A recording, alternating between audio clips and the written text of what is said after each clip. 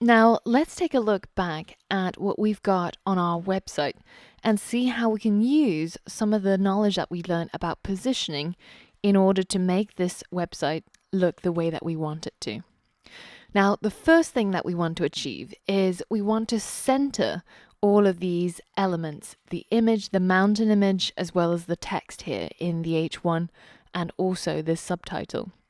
So the easiest way of centering elements is by tapping into a property called text align.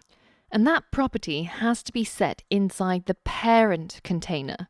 So in this case, either in the top container or inside the body. So I'm just going to go ahead and center everything on screen by tapping into the body selector and saying text align center. If we hit save and we head back and we hit refresh, then you'll notice that all of our images, our H1 and our paragraph is now centered. Now, this works as long as we've got an inline block element, such as our images, or if we've got these full width block elements, like our H1 and our P tag, which are going from left edge to the right edge. Now, if I go into my code and I change the H1 to change its width to say only, I don't know, let's say 10%, then you'll notice that it's no longer being center aligned, despite the fact that it's still inside the body, which is asking for text align to be center.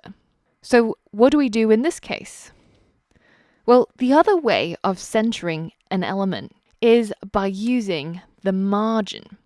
So there is a value called auto, which when applied will center the element either vertically or horizontally. So in this case, if we're looking for horizontal centering, then we can say that the margin top is 0, the margin right is auto, the margin at the bottom is also 0, and the margin on the left is again auto. So I'm going to delete this margin top here and hit save. And if I refresh, you'll see that our element, despite being only 10% of the width of the screen, is now centered in the middle of our web page. And when you look at the box model, you can see that the top and bottom margins were set to be 0 by us, and the left and the right are set automatically to whatever amount it needs to be in order to keep it in the center. So very often, when you're finding yourself trying to center elements, you'll probably end up using one of these methods.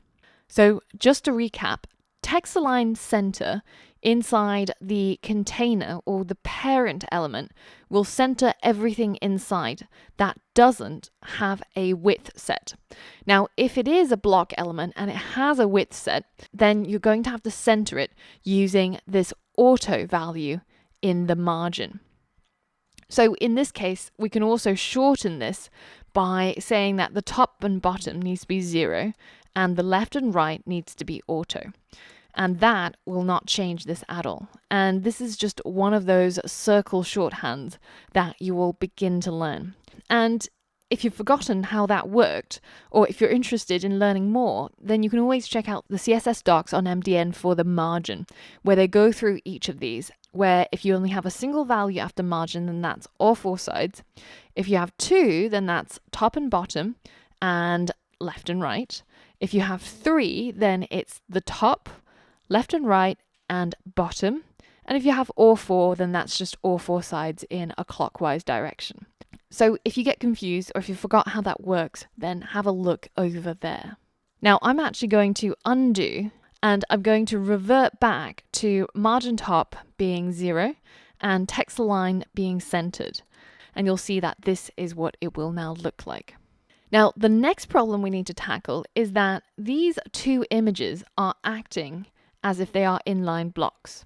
And the cloud, because it's in the flow of the HTML file, is affecting the layout of the mountain. More specifically, I want this mountain to be right in the middle, and at the moment it's being pushed to the right by that cloud. So in order to fix this, we have to take this cloud out of the HTML flow.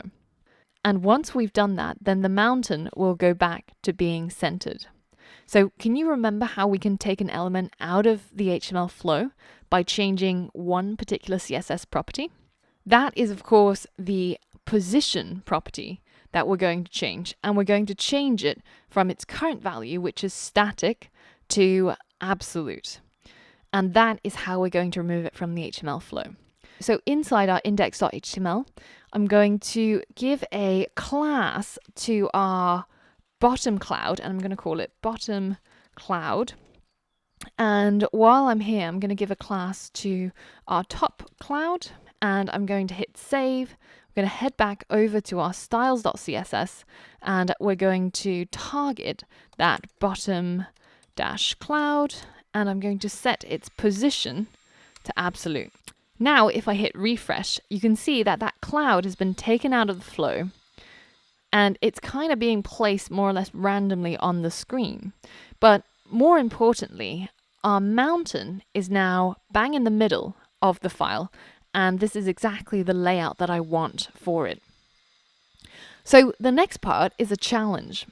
And this is what you want to end up with if you manage to complete the challenge successfully. We've got our top cloud that's on the right and a little bit above the H1. And we've got our bottom cloud that's on the left and just between the text and the mountain image. And they are both taken out of the flow of the HTML document. So pause the video and give that a go now. Now, how did that go? So firstly, our bottom cloud at the moment has an absolute position. Now, in order to position it relative to something, one of its parents has to have its position set as relative. And if we don't, then it will be relative to the body. So in our case, I want us to be able to position our bottom cloud relative to this entire top container. So I'm going to set the position of our top container to relative. And I'm going to start off by giving our top container just a little bit of padding at the top so that we can push down this cloud and all of these contents just down by a little bit so that it's not all stuck at the top of the page. So to do that, we can add a padding top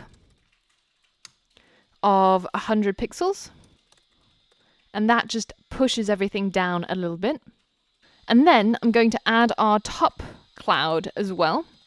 And I'm also going to take it out of the flow by changing its position to absolute as well. And now if we hit refresh, you can see our two clouds are kind of just floating around without doing very much. So now let's position them properly. So relative to our top container here, I want the top cloud to have a right margin of 300 pixels and a top margin of 50 pixels. And I want our bottom cloud to have a position left margin of 300 pixels and a bottom margin of 300 pixels from the bottom of its parent, which is of course the top container. So it will be from this line. And if we hit save and refresh, then this is what we will end up with. Now, before we do any further positional tweaking, we should really format the text, because by changing the font size, etc., we're going to affect the positioning of our elements as well. So in the next lesson, we're going to look at how we can style our text using CSS. So for all of that and more, I'll see you on the next lesson.